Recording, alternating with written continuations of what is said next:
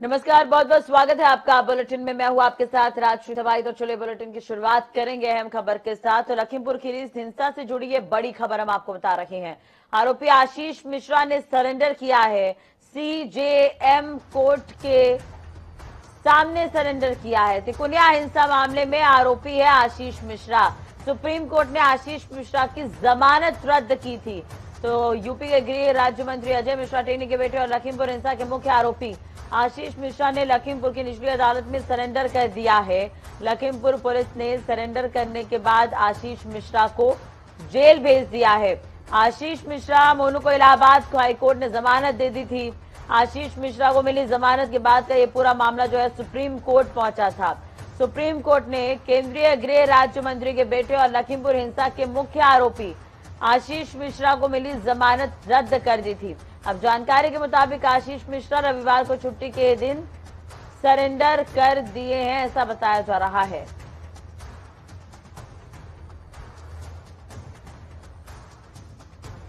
तो supreme court की ओर से आशीष मिश्रा को सरेंडर करने के लिए 7 दिन का समय सीमा यानी कि कल यानी 25 अप्रैल को ये पूरा भी हो रहा था।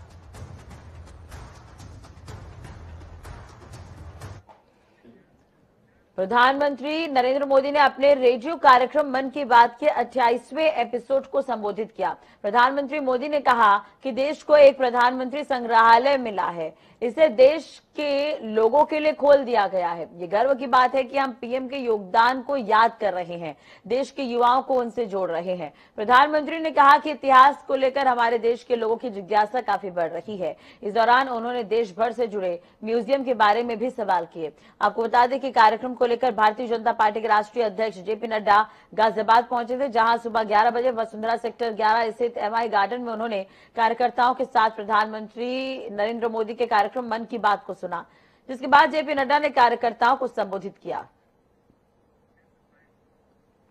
भारत के यशस्वी प्रधानमंत्री जो भारत के राजनीतिक कुर्सी पर सबसे ऊंचे स्थान पर बैठे हैं, उन्होंने 88 के 88 एपिसोड में कोई भी राजनीतिक बात नहीं की है, राजनीतिक बात के अलावा ही बात की। वह प्रधानमंत्री हैं, प्रधानमंत्री को देश के नाम संदेश देने का अधिकार है। सारे मीडिया चैनल्स उसको कवर करते हैं।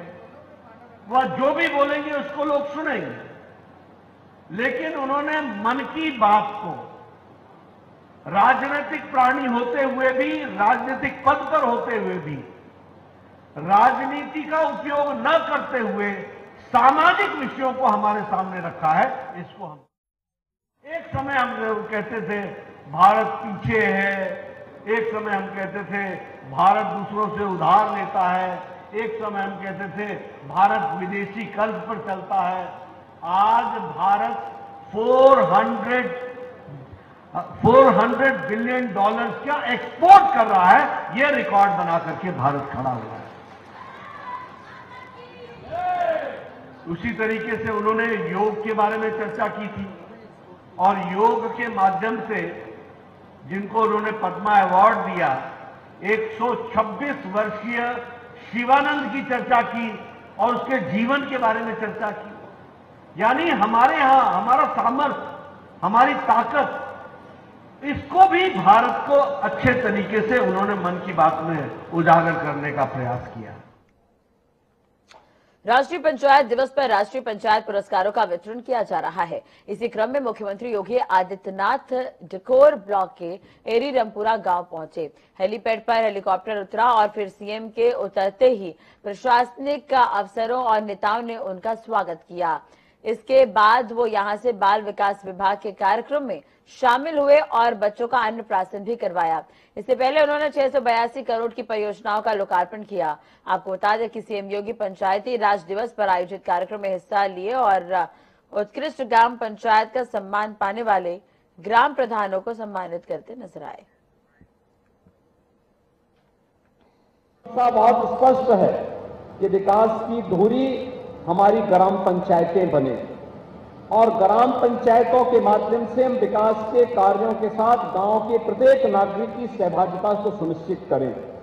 ग्राम प्रधान जी ने अभी कुछ देर पहले यहाँ पर ग्राम सभा की पूरी यहाँ पर प्रस्तुतिकरण ग्राम सभा की बैठक का उन्होंने यहाँ पर पाठ किया कि गांव सभा में पिछली बैठक में क्या हुआ था, आज की बैठक में क्या क्या चीजें हम आगे बढ़ाने का कार्य कर रहे हैं। और मुझे लगता है कि आज के दिन पर विकास कार्य के लिए पैसे की कमी नहीं, लेकिन अगर गांव के लोग एक सकारात्मक भाव के साथ ग्राम प्रधान के साथ ग्राम पंचायत के सदस्यों के साथ मिलकर के इस प्रक्रिया को आगे बढ़ाने का कार्य करेंगे तो ग्राम सचिवालय जिसके माध्यम से गांव के बनने वाली सभी प्रकार की योजनाओं को आगे बढ़ाने में तो मदद मिलेगी ही।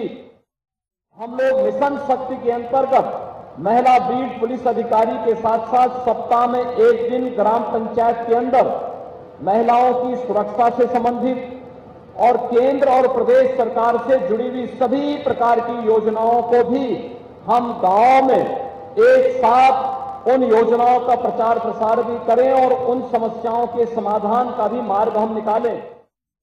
45,000 तकनीकी उपकरण से युक्त पंचायत सचिवालय जिनमें 682 करोड़ 50 लाख रुपए की लागत से कार्य संपन्न हुआ है, इसके लिए भी मैं ग्राम सचिवालय के डिजिटीकरण के इस लोकार्पण का कार्यक्रम आज यहां पर संपन्न हुआ है।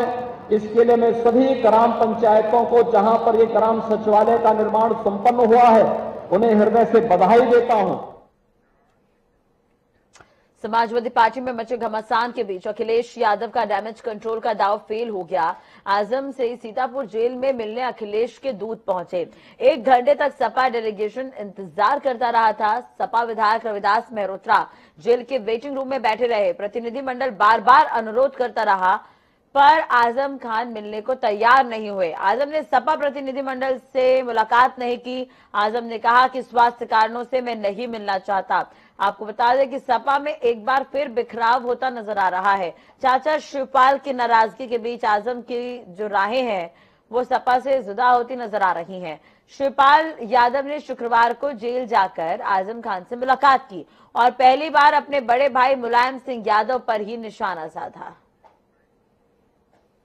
देखिए, भारतीय जनता वो जानते हैं कि किस तरीके का बयान देते हैं और हम लोगों को शंका ये है कि आजम खान साहब की कहीं जेल भेजना कर दी जाए और जो है भाजपा की सरकार जो है लगातार दमन करने का काम कर रही है, जुल्म करने का काम कर रही है। हम लोग जुल्म के खिलाफ संघर्ष करने का काम कर रहे हैं। बीजेपी के नजदीक जा रहे हैं। नहीं, आजम खान साहब जो हैं समाजवादी पार्टी के विधायक हैं, नेता हैं। अभी चुनाव विधानसभा के हुए वो जेल के अंदर बंद रह करके यहाँ पर चुनाव जीतने का उन्होंने काम किया है और अखिलेश यादव जी उनके चुनाव क्षेत्र में उनके लिए वोट मांगने के लिए गए थे। हम लोग आजम खान साहब की अगुवाई में विधानसभा के अंदर लड़ने का काम करेंगे। आपको मिलने का टाइम मिल गया? हम लोगों को मिलने का टाइम दिया है। तो समाजवादी पार्टी के राष्ट्रीय अध्यक्ष अखिलेश यादव ने सीतापुर जेल में बंद रामपुर के विधायक आजम खान को लेकर बड़ा बयान दिया। उन्होंने कहा कि समाजवादी पार्टी आजम खान के साथ है और पार्टी उनकी जमानत के लिए प्रयास करेगी। आपको बता दें कि पिछले कुछ दिनों से रामपुर के विधायक और सपा के दिग्गज नेता के समर्थक अखिलेश यादव पर मदद नहीं करने के आरोप लग रहे थे।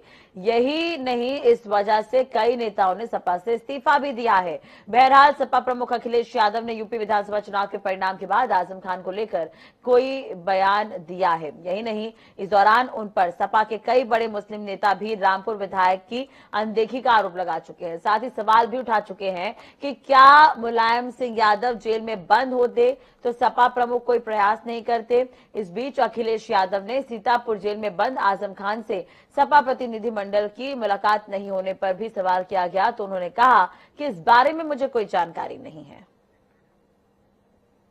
देखिए, वो कानूनी है और जो समाजवादी पार्टी लीगली मदद कर सकती है वो करेगी, लेकिन उनके साथ जो अन्याय हुआ है वो भारतीय जनता पार्टी ने किया है। भारतीय जनता पार्टी जानबूझ करके ऐसे अधिकारियों को लेकर गई जिससे उनके ऊपर अन्याय हो सके, झूठे मुकदमे लग सके।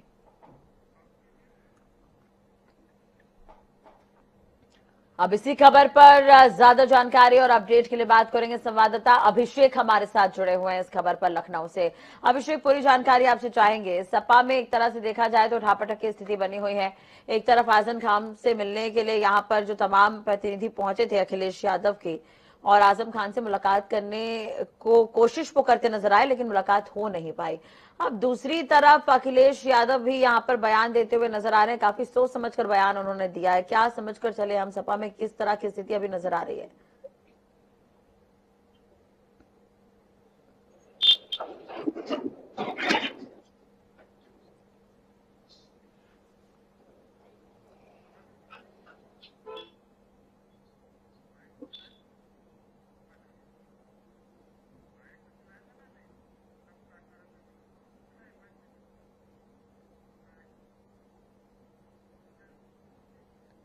चलिए, शायद मेरी आवाज उन तक नहीं पहुंच पा रही है। दोबारा बातचीत करने की कोशिश करेंगे।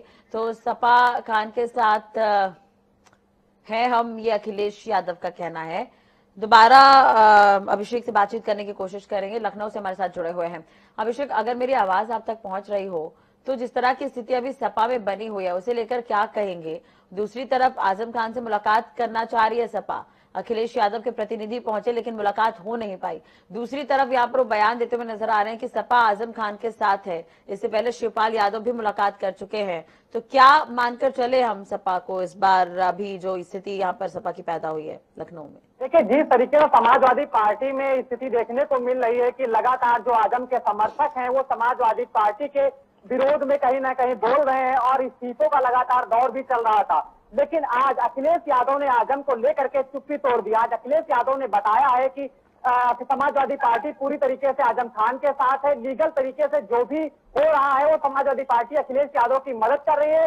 उन्होंने आरोप लगाते हुए कहा कि बीजेपी ने आजम खान पर फर्जी मुकदमे लादे और उन्होंने ऐसे अधिकारियों को रामपुर में नियुक्त किया जो कहीं ना कहीं आजम खान के ऊपर फर्जी तरीके से मुकदमे लिख सके और उन्हें जेल भेज सके।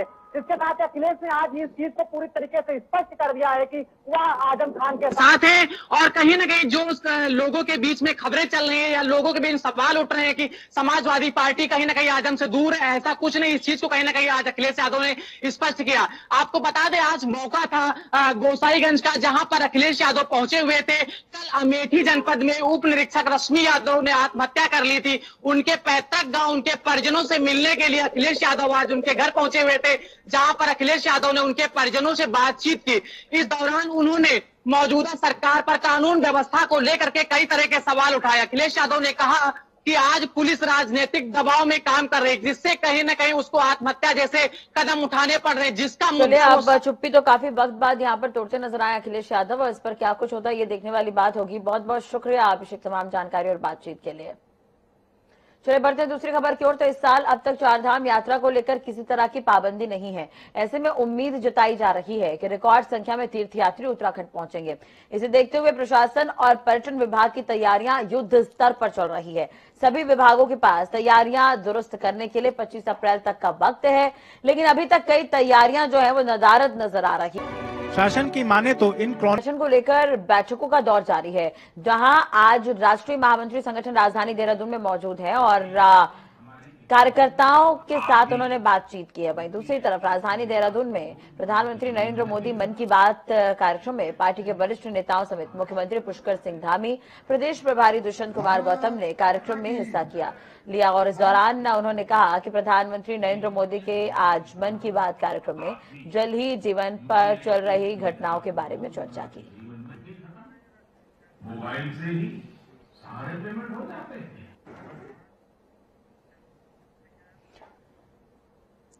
चलिए, इसी के साथ ही फिलहाल इस बुलेटिन में इतना ही। अपडेट्स के लिए आप देखते रहिए जनता टीवी। नमस्कार।